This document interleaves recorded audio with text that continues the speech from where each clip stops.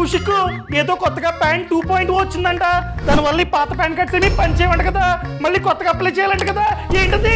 నేను చెప్పేది లాస్ట్ వరకు వింటే నీకు ఫుల్ క్లారిటీ వస్తుంది. నవంబర్ 27 నాడు ఇన్కమ్ ట్యాక్స్ డిపార్ట్మెంట్ వాళ్ళు ఈ పాన్ 2.0 అనౌన్స్ చేశారనమాట. ఇది జస్ట్ ఉన్న పాన్ కార్డ్ కి అప్గ్రేడేషన్ మాత్రమే. ఇంకా సింపుల్ గా చెప్పాలంటే పాన్ కార్డ్ ని టాన్ కార్డ్ ని రెండింటిని కలిపితే ఈ పాన్ 2.0. సో దీని వల్ల ఎవరైతే ట్యాక్స్ పేయర్స్ ఉంటారో వాళ్ళ పని మరింత ఈజీ కాబోతుంది. అర్థమైందా? దీంట్లో పాత పాన్ కార్డ్ తో కంపేర్ చేస్తే కాస్త అడ్వాన్స్ టెక్నాలజికల్ ఫీచర్స్ ఉంటాయన్నమాట. అండ్ ఈ పాన్ 2.0 మీద ఒక QR కోడ్ ఉంటుంది. దాన్ని స్కాన్ చేస్తే మన సమాచారం అంతా వచ్చేస్తుంది. ఇంతకు ముందు ఏదైనా అవసరం ఉంటే మనం పాన్ కార్డ్ ని ఫిజికల్ గా క్యారీ చేసేవాళ్ళం. సో ఇక నుండి జస్ట్ 2.0 ఫోటో తీసుకుంటే చాలు, చూపిస్తాం, స్కాన్ చేసుకుంటారు, చాలు, అవసరం తీరిపోతుంది అనమాట. అర్థమైందా? అర్థమైంది. మరి దాన్ని ఖచ్చితంగా తీసుకోవాలా?